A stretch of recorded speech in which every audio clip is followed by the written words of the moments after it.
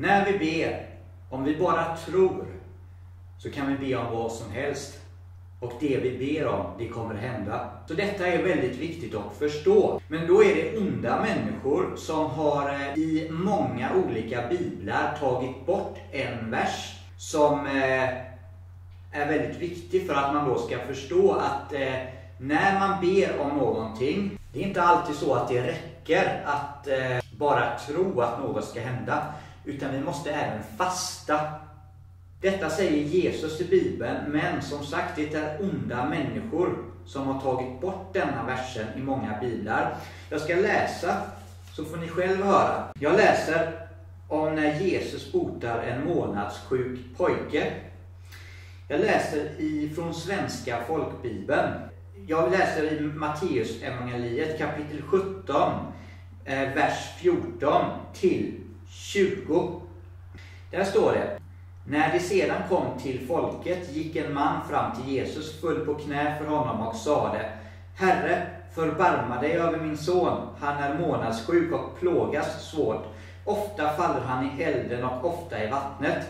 Jag förde honom till dina lärjungar, men de kunde inte bota honom. Jesus svarade: Du fördärvade släkte som inte vill tro. Hur länge skall jag vara hos er? Hur länge skall jag stå ut med er? För honom till mig. Och Jesus talade strängt till den onde anden, och den for ut ur honom. Från det ögonblicket var pojken botad. Då lärjungarna hade blivit ensamma med Jesus gick de fram och frågade: Varför kunde inte vi driva ut honom? Han svarade: Därför att ni har så lite tro. Amen, säger jag er, om ni har tro bara som ett senapskorn ska ni säga till detta berg: Flytta dig dit bort, och det kommer att flytta sig. Ingenting ska vara omöjligt för er. Det är så det slutar när jag läser i svenska folkbibeln. Så läser man det här så tror man ju, bara man tror så kan man flytta berg. Bara man tror så kan man flytta berg. Men det är en vers efter denna vers 21, som de har tagit bort.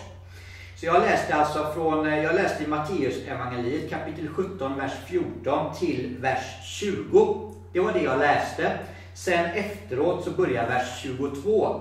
Men det Jesus säger efteråt som de har tagit bort är att det funkar bara genom bön och fasta. Så detta är ju extremt viktigt att förstå. För det finns ju folk där ute som kanske försöker tro att den kan flytta berg, men den fastar inte. Så den kommer aldrig klara det om inte den personen fastar. Jag kan visa er här ifrån min svenska folkbibel.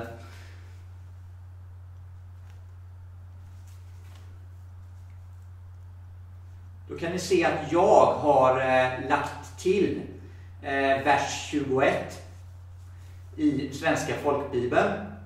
Så mitt tips till er är att ni också, om ni har svenska folkbibeln, eller om ni har en annan bibel där de har tagit bort denna versen som är väldigt viktig. Huvudsaken är att ni kommer ihåg det i huvudet självklart, men det är alltid bra att ha det nedskrivet ändå. Så det är att ni helt enkelt lägger till vers 21. Alltså Matteus evangeliet kapitel 17 vers 21. Kolla i din bibel om du har vers 21. Annars skriv till att det funkar bara genom bön och fasta. Jag kan ju hänvisa till en bibel där det står om detta, och det är den engelska bibeln. Kolla själva, till exempel gå in på nätet och kolla, sök på King James Version. Eller ni kan söka även på New King James Version. Det finns en hel del engelska biblar där denna vers finns med. Men det finns även några som den inte står med. Och då kan ni själva se. Jag har det framför mig här. Så jag kan läsa vad det står i vers 21 i New King James Version om det här. Vers 21 står det så här: However, this kind does not go out except by prayer and fasting. Så ibland så räcker det inte bara att tro och be, utan även ibland måste man även fasta om något ska hända. Jesus välsigne dig.